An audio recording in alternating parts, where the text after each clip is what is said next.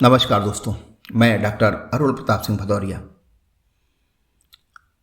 Motivational speaker, सामाजिक सरोकार से जुड़ा एक और टॉपिक लेकर आपके समक्ष हाजिर हूं। दोस्तों,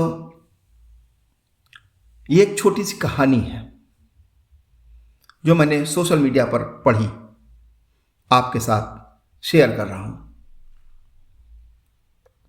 पुराने समय की बात है। एक सम्राट था। उसका एक नाई था जो रोज उसकी मालिश और हजामत किया करता था। सम्राट रोज इसके लिए नाई को 1 रुपया दिया करता था। यह सस्ते जमाने की बात है। उस समय 1 रुपया भी बहुत हुआ करता था। इस 1 रुपये से वो रोज खूब खाता पीता और मित्रों को भी खिलाता पिलाता था। वो हमेशा प्रसन्न, बड़ा आनंदित, बड़ा मस्त रहता था। सम्राट उसकी खुशी देखकर बड़ा हैरान हुआ करता था। नौकर रात में जब सोता था तो उसके पास एक भी पैसा नहीं बचता था और वो निश्चिंत होकर सोता था। हर सुबह मालिश करके उसे 1 रुपया फिर मिल जाता था। इस तरह वो अपनी इस जिंदगी से बहुत खुश था। इतना खुश था कि सम्राट को उससे ईर्ष्या होने लगी। सम्राट भी इतना खुश नहीं था। उदासी और चिंताओं का बोझ उसके सिर पर था। एक दिन सम्राट ने नाई से पूछा कि तुम्हारी प्रसन्नता का राज क्या है। नाई ने कहा कि महाराज, मैं कोई बड़ा बुद्धिमान तो नहीं हूं, लेकिन जैसे आप मुझे प्रसन्न देखकर चकित होते हो, मैं आपको चिंतित देखकर बड़ा चकित होता हूं। सोचता हूं कि आपके दुखी होने का कारण क्या है। मेरे पास तो कुछ भी नहीं है और मैं सुखी हूं। आपके पास सब कुछ है और फिर भी आप सुखी नहीं हैं। इस तरह आप मुझे ज़्यादा हैरानी में डाल देते हैं। मैं तो प्रसन्न रहता हूं क्योंकि प्रसन्न होना स्वाभाविक है। एक दिन सम्राट ने अपने वजीर को बुलाया और कहा, इस नाई की प्रसन्नता का राज खोजना पड़ेगा। यह नाई इतना प्रसन्न है कि मेरे मन में ईर्ष्या की आग जलती है। ऐसा लगता है सम्राट होने से बेहतर तो नाई ही होते हैं। ये सम्राट होकर कहाँ फंस गए। न रात नींद आती है, न दिन में चैन है और रोज चिंताएं बढ़ती ही चली जाती। घटना तो दूर, एक समस्या हल करो तो 10 खड़ी हो जाती हैं। वजीर ने कहा, महाराज आप घबराइए मत, मैं इस समस्या का कुछ हल निकालता हूँ। वैसे वजीर गणित में कुशल था। सम्राट ने कहा, क्या करोगे? उसने कहा, कुछ नहीं, आप 2-4 दिन में खुद ही देख लेंगे। एक रात वजीर 99 रुपये एक थैली में रखकर नाई के घर में फेंक आया। जब सुबह नाई उठा तो उसने वो थैली उठाई। रुपए देखकर वो खुश और चकित हुआ। 2-4 बार गिनने पर उसे विश्वास हुआ कि ये 99 ही हैं, लेकिन अब वो चिंतित हो गया। उसने सोचा कि आज 1 रुपया मिलने के बाद यदि वह उपवास रख ले तो 100 रुपये पूरे कर लेगा। बस नाई के मन में उपद्रव शुरू हो गया।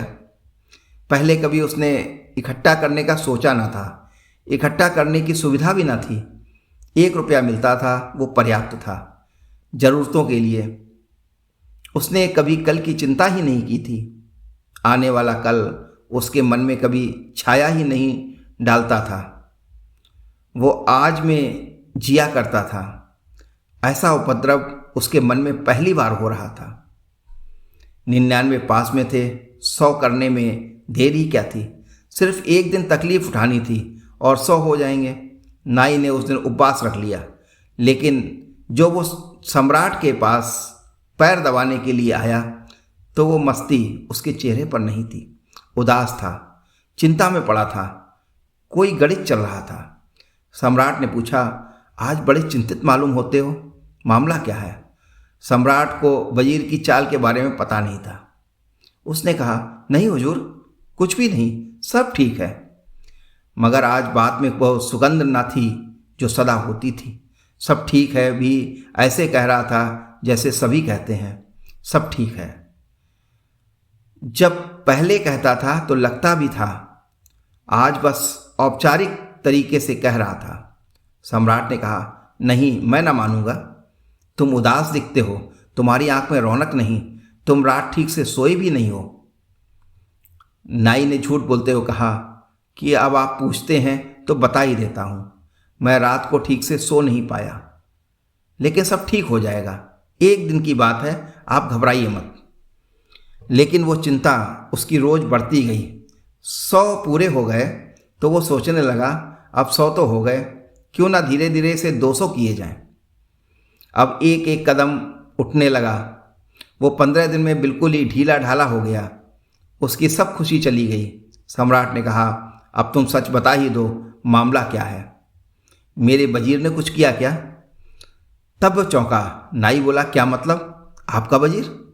अच्छा, तो अब मैं समझा। अचानक मेरे घर में एक थैली पड़ी मिली। मुझे 99 रुपए थे उसमें। बस उसी दिन से मैं मुश्किल में पड़ गया हूँ। 99 का फेर है ये। आपको इस कहानी से क्या सीख मिली? कमेंट करके अवश्य बताएं। और हाँ, इसी तरह की ज्ञानवर्धक कहानियाँ सुनने के लिए आप मेरे चैनल को लाइक और सब्सक्राइब कीजिए। और हाँ, बेल आइकन का बटन दबाना ना भूलें, जिससे आगे भी आपको सामाजिक सरोकार से जुड़ी अन्य कहानियाँ भी मेरी आपको मिलते रहें। धन्यवाद।